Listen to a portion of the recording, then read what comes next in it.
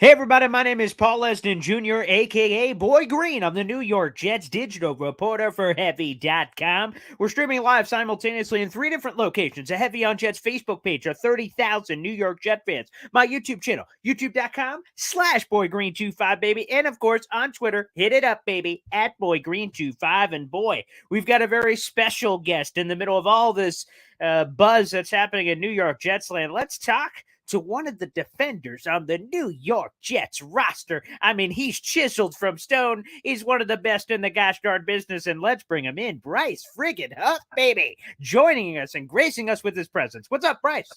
How you doing? I'm doing awesome, man. Bryce, I got to be honest, man. The Jet fans are rallying around Bryce Huff. They love you, man. They love Bryce Huff. Yes, sir. I'm glad to be a part of the Jets. Having a fan base behind me, it's a good feeling. Well, let me ask you. Let's go way back to the start. You end up being a UDFA. We'll kind of get into that story in a little bit, but you ultimately choose the Jets. You know, when you're not selected in the draft, while I'm sure it stinks because everyone loves getting their name called, but it's almost like a quasi free agency. You and your representation get to pick whatever you believe the best place is for you. So, what ultimately landed you on the Jets? I'm sure you were a hot commodity. A lot of teams were after you. I'm sure. Yeah, a lot of teams want me coming out of college. I was playing with Jannard Avery back in Memphis, and he played for Coach Greg Williams at the Browns. And then when he took the job at New York, uh, his son came and coached the East West Shrine Bowl. He was my coach, and we built a relationship down there. So when the draft came around, they were telling me, "Oh, we might get you in the fourth round," and then it was like, "We might get you like fifth," and then they ended up trading away the rest of their picks after that, like one of the later rounds. And then he called me. He was like, "We're gonna try to sign you as a free agent."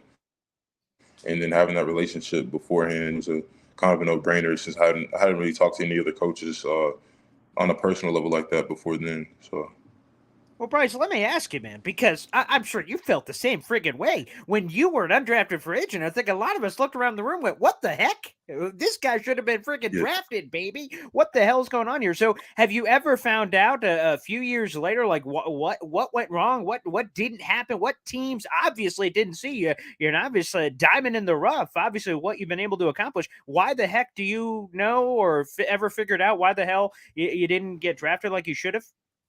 wait, what'd you say? My this Wi-Fi cut out for a second. You said, "Did I ever find out what?" Yeah, no problem. So yeah, you ended up being an undrafted free agent, and obviously, if we could redo that again, this my man would have been drafted. I'm saying, did you ever find out like why, or I don't even know if you even care why because it doesn't matter now. But did you ever find out like why maybe you were overlooked for whatever reason?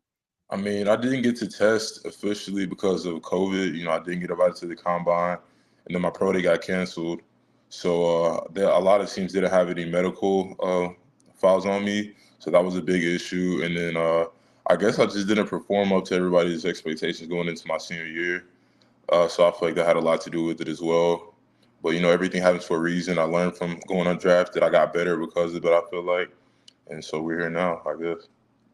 Yeah, let me look at that old Twitter sphere. Let me get the reading glasses out here, Bryce. And at Bryce55H, which, by the way, you should follow my man, Bryce Huff here. I see that still pinned to the top of your Twitter account. It's this Yeah. tweet. Hell, why don't we do this? We're going to throw it up on the screen for everyone to read with their beautiful reading glasses here. And it's simply this. And here's the tweet, everybody. You can see it right here, February 1st, 2020. Combine invite or not, they gonna feel me. It's just a matter of time. I worked too hard for this, and it's still your pinned tweet, Bryce. Has that been a massive chip on your shoulder ever since you see that beautiful tweet right there? Like, has it been that chip on your shoulder? Like, oh, okay, oh, you don't want to invite me to the combine? Oh, okay. And now I got a little something to, a little something extra here. Yeah, it's been a huge chip on my shoulder. Not getting invited to the combine was a big chip on my shoulder, and then also not getting invited to the Senior Bowl was an even bigger chip considering I'm from Mobile. So like Right. every time I see Senior Bowl invites going out, I just get mad. I'm like, man, I should have been in my hometown, putting on for the Mm-hmm. people in Mobile. So it's been a huge source of motivation for me throughout this whole process so far. Well, obviously, spoiler alert, you've been an absolute raving success since signing as an undrafted free agent with the New York Jets over the last couple of years, being used in varying roles. And I got to say, has it surprised you that you've been able to have this success, or is this exactly what you envisioned for yourself, or if not even more?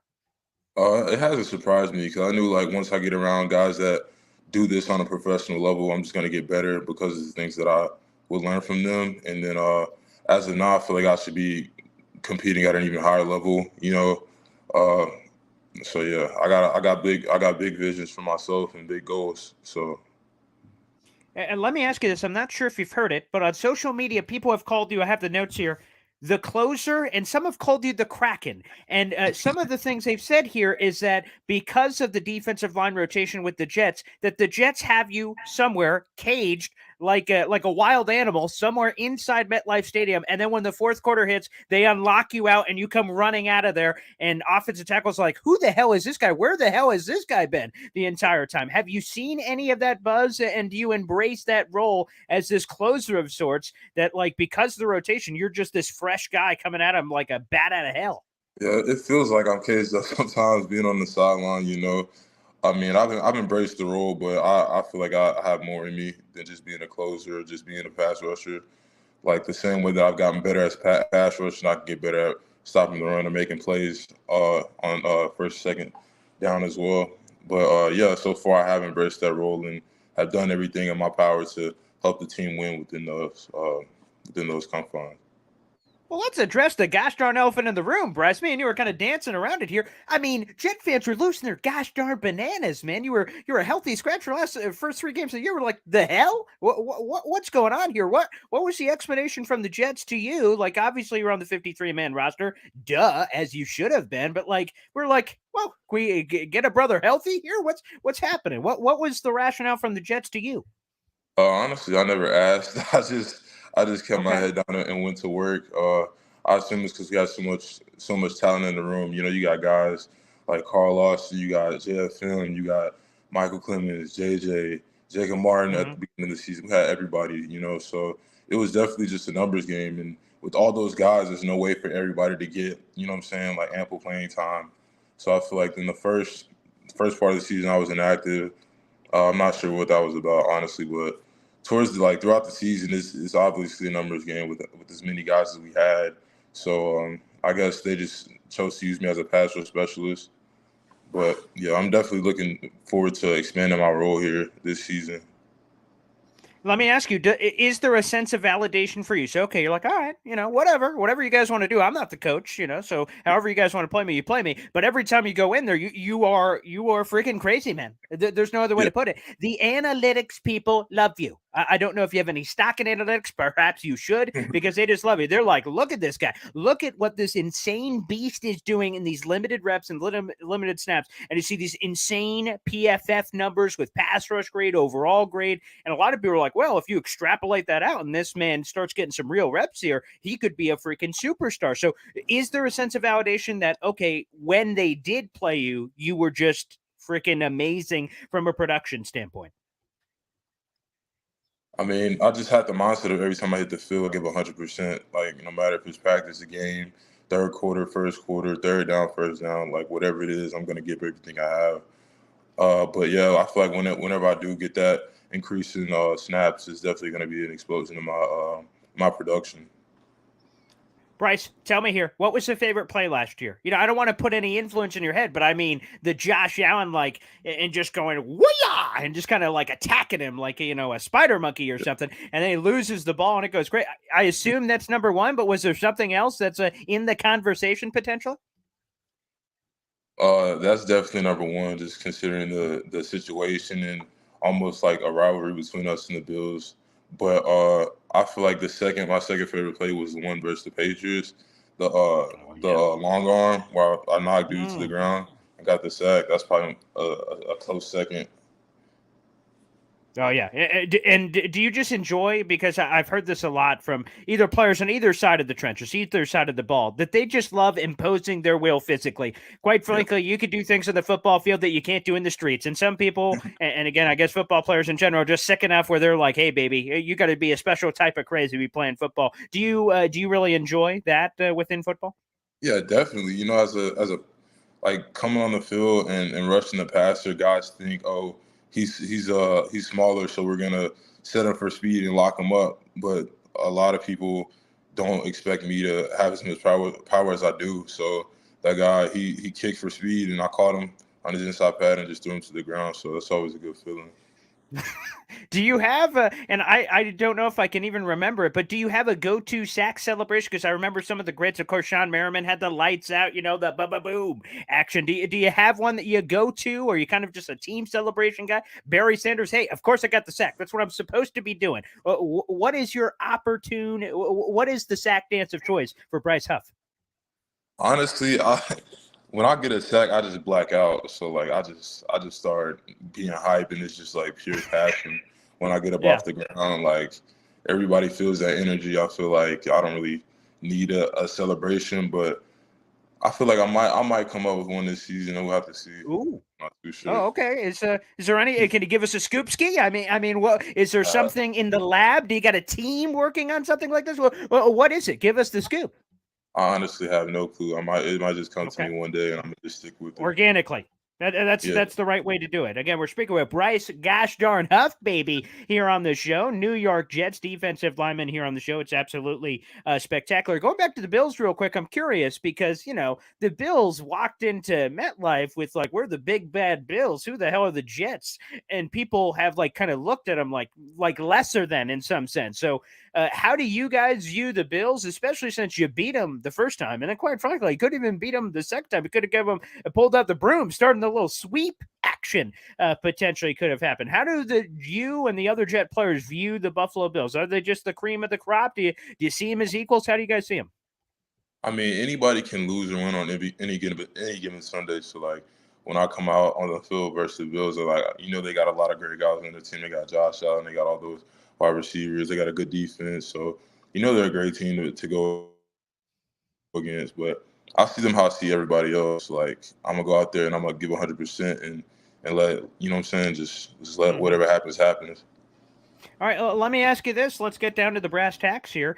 You just completed your third season in the NFL, and because of how the NFL works, you are set to be a restricted free agent here. Obviously, you are it as we're speaking, but the Jets have to pick what kind of restricted free agent tender they give you. And pulling up the reading glasses here, could be a first round tender, second round tender, right of first refusal, all kinds of fancy jargon to determine how much you're going to throw at you. Has there been any chatter from you or your representation on what kind of restricted free agent tender they're supposed to be slapping on you here shortly?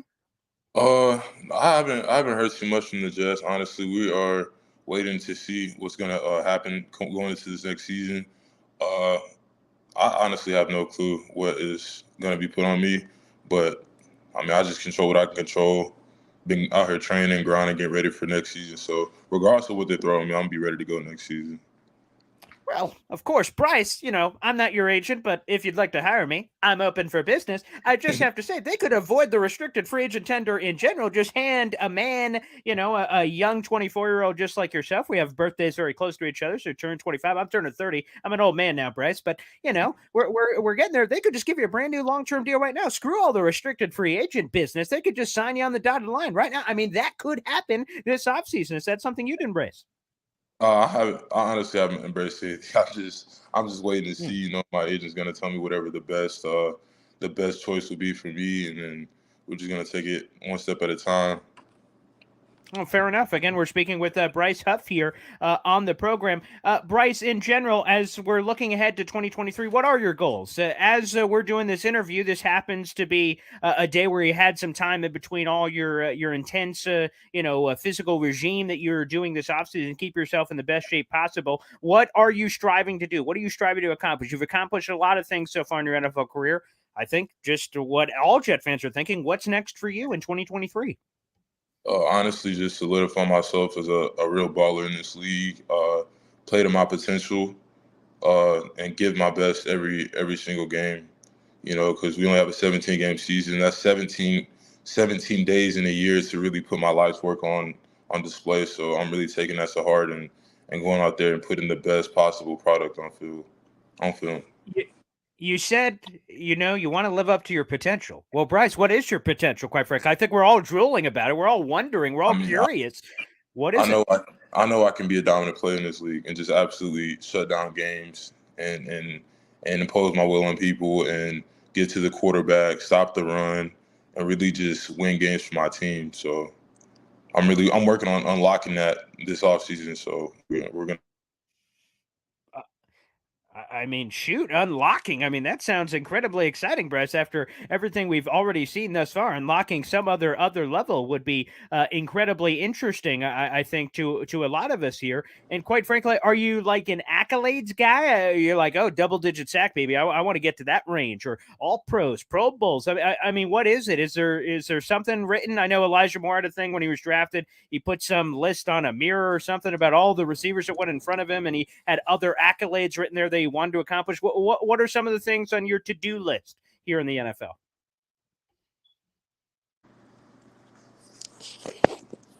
My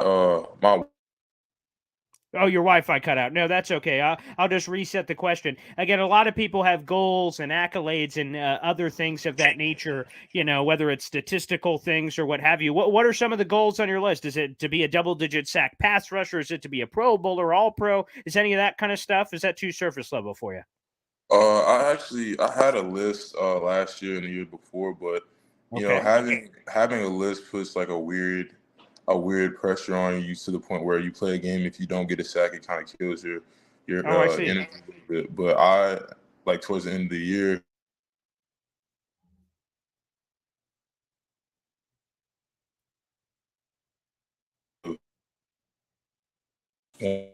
Warming up properly before practice.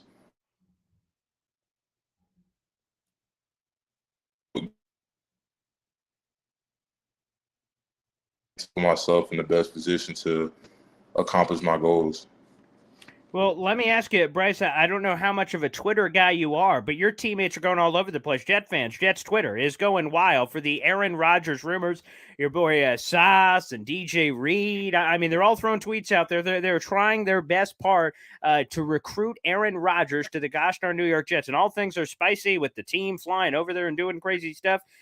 Are you on board with all your teammates? You want Aaron Rodgers to the Jets? What is your pitch? Do you want to bring him over? What's your old pitch to Aaron Rodgers and all this? I mean, yeah, he's going to help us. He's going to elevate the entire team. You know what I'm saying? We have everything in place. So he comes to the Jets, it's going to be lights out. So yeah, I'm definitely on board.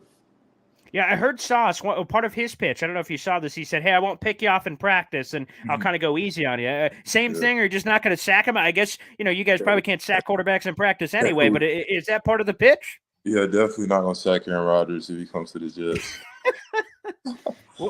What do you guys think he could do? You guys were a freaking top 5 defense last year, and the year before, people had all these. They were like, "Oh man, this defense stinks." According to all these numbers and analytics, they're like, "Oh man, come on, pass the biscuits here." You guys surged in an unbelievable top 5 suffocating defense last year. If you had a guy like Aaron Rodgers, what's the possibilities? What are expectations? What do you guys can possibly do in 2023? Because outside the building, the expectations would obviously surge to an unbelievable level. I mean, we're going for a Super Bowl for sure. Aaron Rodgers comes. We was going for one last year, but you know what I'm saying, things to go our way. But yeah, that's always the goal every season. But I feel like we definitely have a real shot at it if he pulls up to New York. Oh, Bryce, that's making me giddy, baby. I am absolutely excited. We haven't seen a gosh darn Super Bowl here, for that matter, 54 years, in playoffs. I mean, playoffs, we haven't been in 12 years. So, Bryce, I just got to tell you, man, when you say super, of course, and by the way, you're 100% gosh darn right, baby. You bring Aaron the freaking Rodgers in there with the defense you guys got. Yeah, hell yeah, Super Bowl, baby. But to hear you speak it into existence, Bryce, I imagine all the Jet fans are watching right now. That's going to rev their engine, baby. Definitely. Yeah. I absolutely love that. And Bryce, just a couple more here before we get you out of here. And again, I guess one of the things that I'm kind of curious with, because let me actually confirm size. This is on the Jets roster. Are you 6'3", 255? Is that the right size they have listed on there? Yes, sir. So Who, again, I guess pass rushers come in all kinds of different shapes and sizes. This is coming from a guy who's 5'3" on a slanted hill. So I've been vertically challenged since birth, quite frankly. So I feel you there. But let me ask you just kind of in general, because height obviously isn't a problem either. But is there pass rushers you look up to, either historically speaking, that you've watched to try to take some things from their game, or even currently in the game today that are either a physical comp to you or someone that you really follow? Oh yeah, I watched a lot of Shaquille Barrett coming out of college. Watched a lot of Yannick Ngakoue. Watched Hassan Reddick when he was at Temple. A lot of T.J. Watt, Von Miller, Khalil Mack, all those guys. I feel like my Wow. game is just a compilation of all those players. Because I can rush with speed, I can rush with power, I got inside moves, can work a cross chop, spin move, double swipe, like whatever it may be. So like I've really just implemented a lot of different aspects of their games into mine. So yeah. Do you have a go-to move? Because again, we're here in Syracuse. This is where I'm at, in that area. So Dwight Freeney, the spin move, like is what we knew Yeah. like 20 years ago. Do you have a go-to move? If so, what is it? I mean, honestly, I've gotten to the point where it's just like whatever I see, because I'm very reactionary when it comes to my pass rushes, depending on like the tackle's angle and like where he likes to shoot his hands. You know, so it really just depends on the tackle. But I can work to anybody's weakness, where they're opening their shoulders to the sideline. I can work an inside move easier. They're shooting their hands on at the point every time. That's a double swipe, wide hands. I can hit them with a cross chop or a power. So it really just depends on my opponent. Yeah, so fill me in here because I am fascinated by this. I was a former running back in high school, and so I have no idea about any of this to this intricate level. Is it premeditated for you? So when you're lining up, whether it's hand in the dirt or whatever happens to be the case, in your mind you're like, oh, he's about to get the business right here. I'm about to spin move his ass, or oh no, I'm going to bull rush him. Are those decisions pre-made, or to your point, is that completely reaction? It all depends on what's going to happen. You just kind of like pin the ears back and go, and then you kind of react to what happens. Is it one or the other? Yeah, I mean, earlier in the game, I feel like it is premeditated because you see things on film that you're looking to attack on the field. So earlier in the game, it is more premeditated. Well, not premeditated, but like you just kind of know like what you're gonna hit him with. But then after, like later in the game, when you set up certain moves, you're thinking, oh, he's gonna be sitting on my speed, so I'm about to hit him with a spin move, or I'm gonna hit him with a stutter swipe inside, or something like that, or I hit him with a bull, so I'm about to hit him with a bull snatch just to, what I'm saying, just to switch it up. Hmm. It's kind of like Eh, I eh, like to think of it yeah. like rock paper scissors. Like if you beat somebody with rock and they're throwing that paper, you're gonna hit it with scissors because they're not expecting it. It's the same Interesting. thing.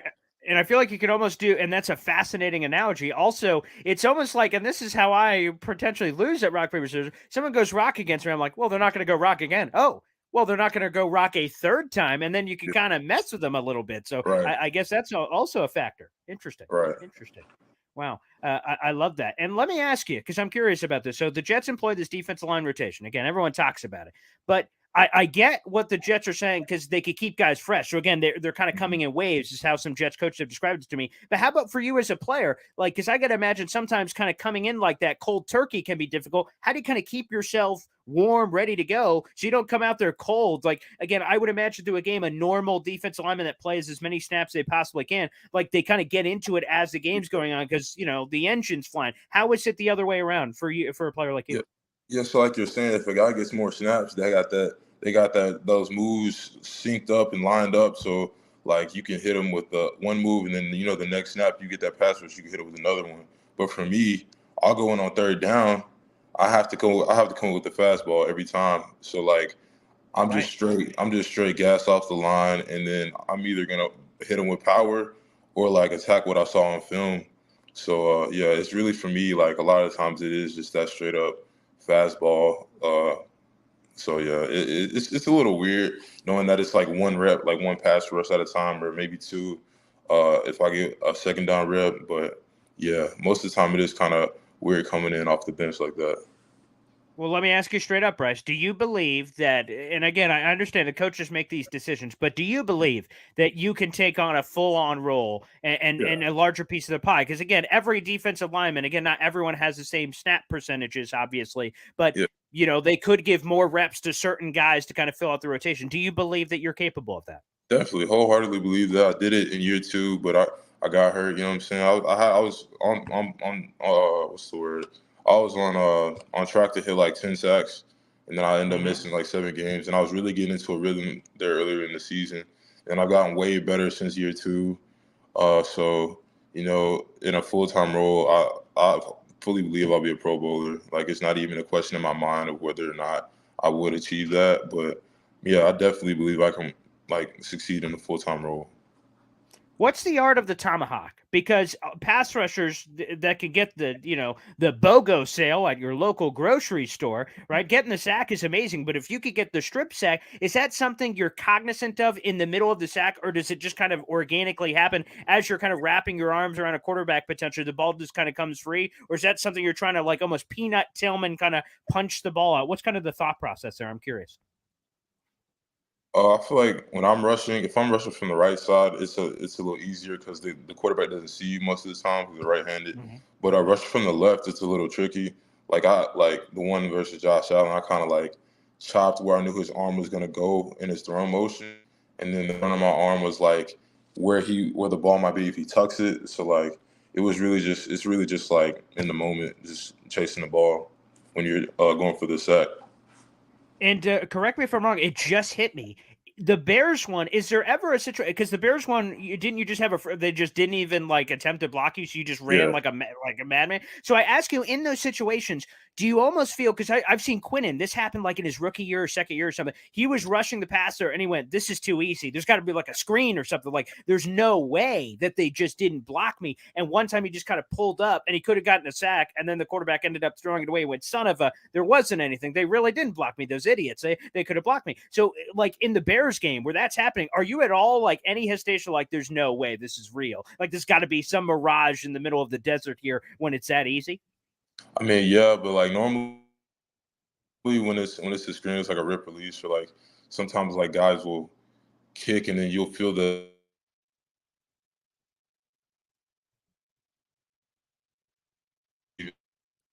lose.